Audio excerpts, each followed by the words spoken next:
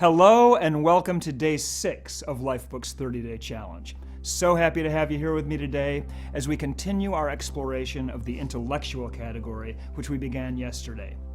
Now today we're going to go a little deeper into this fascinating category of our lives, and we're going to end this video with a powerful exercise that's really going to help you move the needle in your intellectual life. The intellectual category is one of my very favorite categories, and it's one that's virtually ignored in the personal development world. And that's unfortunate because this is an incredibly important category that we should take seriously and spend a lot of time developing, because this category is like your navigation system to help you get through life. And it's going to determine to a huge extent whether or not you're ever going to be able to create an extraordinary life for yourself. Now, everyone who's gone through the Lifebook program is deeply aware of a concept that most people have no clue about. Namely, as human beings, our ability to think is our primary tool of survival. Our ability to think is what separates us from every other species on this planet and literally keeps us alive. Now, this is true in the big historical sort of evolutionary sense, meaning as human beings growing up on this planet over a lot of years, we had to use our brains to invent the tools that we needed to survive the ravages of nature. And that skill set of thinking led to everything that we have in our civilization that makes our lives better, easier, safer. It's tripled our lifespan in the last few hundred years, which is miraculous. It's led to the development of medicine, shelter, sanitation, better farming, and now the technology that allows us to do things that would be considered absolute magic just a few centuries ago. All from our thinking brains. But not only is this principle true in that big sort of evolutionary sense, it's equally true on a practical, personal, day-to-day, real-life basis. Your mind is your tool of survival.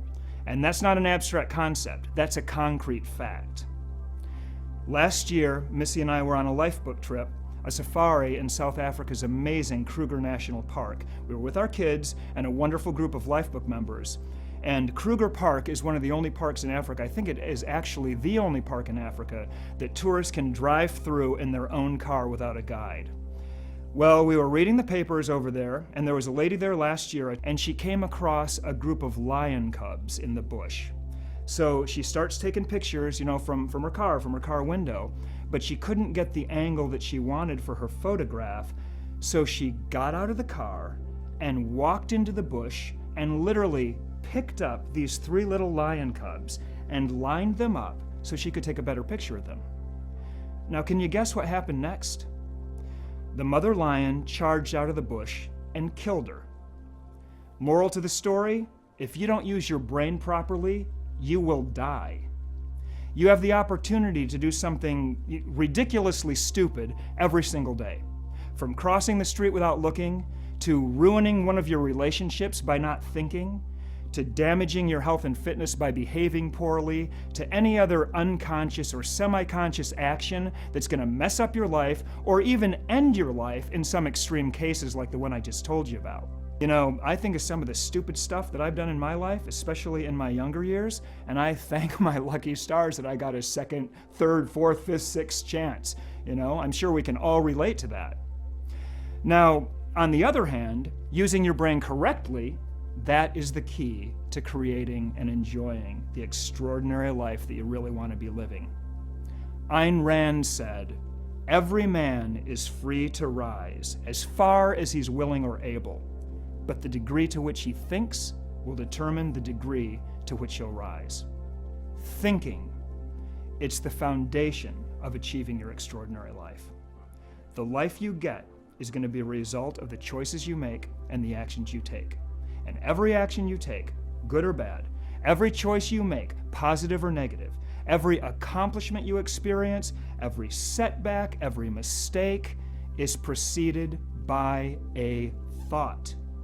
Should I do this or shouldn't I? Is this right for me? Is this going to yield a good result in my life? What are my odds of success here? Am I going to be able to pull this off? Do I really want this? Doesn't matter whether it's a little decision, like what restaurant to go to for lunch, or a big decision like whether or not to get married or whether or not to start a new business. Every single action that you will take is preceded by a thought. Therefore, the more conscious you are about your thinking and your decisions, the better your choices are going to be and the better your life is going to be. Thinking, consciousness is the key to shaping the life you want. The problem is, most people simply don't use their intellect to shape their lives. They don't think about their lives in any disciplined, meaningful way. Instead, they live with their thoughts on autopilot, thinking barely enough to get through the day. As a result, they never develop a sense of who they really are or where they want to go in life, a sense of direction or personal meaning. They live in reaction mode, kind of letting life happen to them instead of directing it themselves consciously through a process of thinking. But not us, not Lifebook members. We're the opposite of that. We've thought hard about our lives. We've examined ourselves deeply. We know who we are. We know what we believe. We know what we want out of life and why we want it. Every single one of us has brought a tremendous amount of consciousness to our lives. It's one of the things that separates us from most of the people around us. We know that thinking is the foundation of an extraordinary life. But here's something else we know. Thinking alone is not enough to achieve that extraordinary life. Yes, it's the foundation, but you got to throw in some doing with all this thinking too, right? Václav Havel said, "Vision is not enough. It's got to be combined with venture. It's not enough to just stare up at the steps. We got to step up those stairs." See, once you define the kind of a life that you want to create, you've got to move. You got to take action.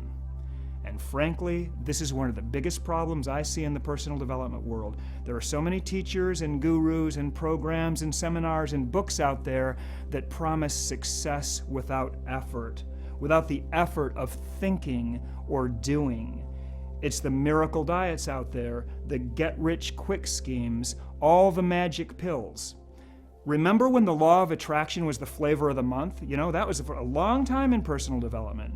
The law of attraction, as it was commonly taught, definitely implied success without effort, a shortcut to getting what you want out of life, an effect without a cause.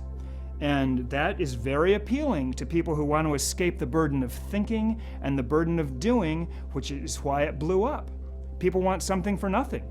They want their desires to just sort of magically appear. It's like, I want a beautiful body, but I don't want to be bothered to discover my own personal recipe for making it happen and then do those things. I don't want to diet. I don't want to work out. I want an extraordinary love relationship, but I don't necessarily want to think through what's really going to be required to achieve it and then do those things. That just sounds like too much work. I want to achieve my dream life, but damn, it's a lot of work to define the person I want to become and the life that I want to live and then do what's required to bring it into reality. That sounds hard. I want the result, but I don't want to do what it takes to make it happen. I want it to happen by magic. I would much rather attract it than have to create it. Well, yes, that would be really, really nice. But I can say with a pretty high degree of certainty that you will never, ever, ever attract an extraordinary life that works at a high level in every important area. Or, as we refer to it sometimes at Lifebook, a 12-category smart life. Simply is not going to happen. Now, the law of attraction is a great tool to have in our 12-category smart toolkit. Why? Because positivity is way better than negativity and cynicism. Because visualization is crucial. We are all about visualization at Lifebook. Because a deep belief that you can actually achieve your life vision is a huge advantage. If you don't believe you can do it, I guarantee you won't be able to do it. However, the way that the law of attraction was often marketed and still is today, if you wish hard enough, you're going to win the lottery. If you think positively enough, checks are just going to magically start to show up in the mail.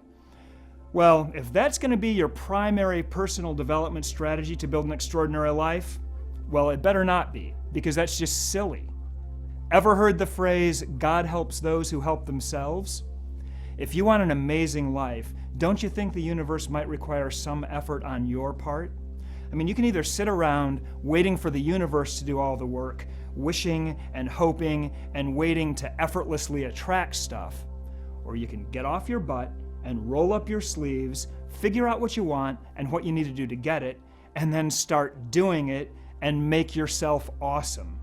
Actually make yourself attractive. If you put the work in that it takes to make yourself attractive, that's when you're going to start to attract stuff. I mean, I personally believe in the law of attraction. I believe that it works really, really well, but it's often the result of more effort, not less effort. I've been studying personal development strategies for a long, long time, and it's been my experience that there is no such thing as success without effort. On the contrary, every single goal that you set is going to come with a price tag. And creating your extraordinary life is the step-by-step process of paying the price for every single goal upon which your life vision rests. You can't be in great shape without eating right and exercising. You can't be knowledgeable without learning. You can't have a loving marriage without being loving. You can't be a great parent without setting a good example for your kids. You can't be anything without doing what's required to be that thing. There's not going to be a shortcut. A 12-category smart life is not normal. It's not easy. It's an anomaly of nature. It's very, very rare that you're ever going to see it. The universe is not going to hand you an extraordinary life.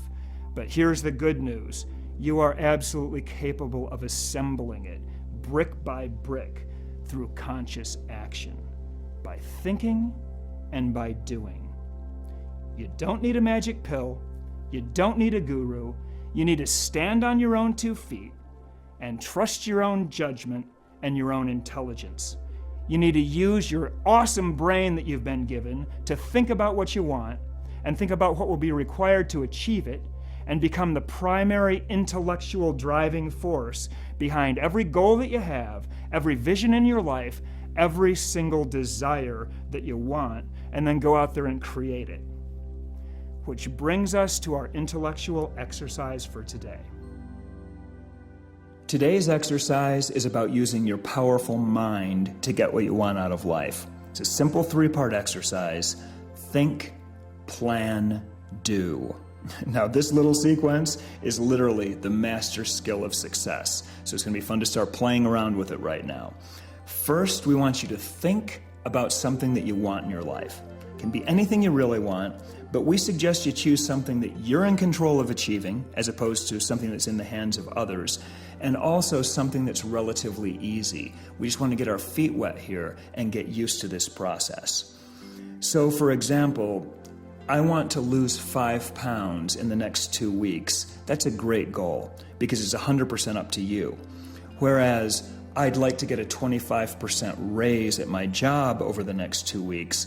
That one's a little more complicated because it's not completely in your hands. You want to pick goals like, I want to spend some time in nature every day for the next month.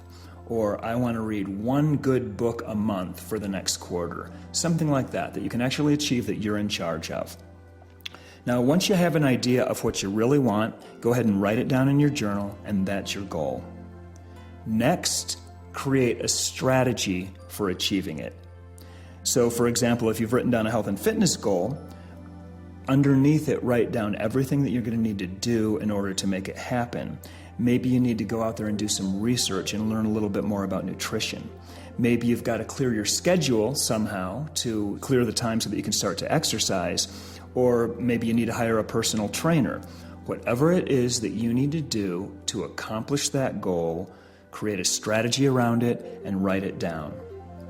And then the final step is to commit to doing it and to take action today. Literally, take action today in the direction of that goal. In doing this simple exercise, you will literally be practicing the fundamental master skill of success, which is your ability to think, plan, and then do. Thanks so much for spending this time with me today. Enjoy your intellectual exercise, and I'll see you tomorrow as we explore your emotional life.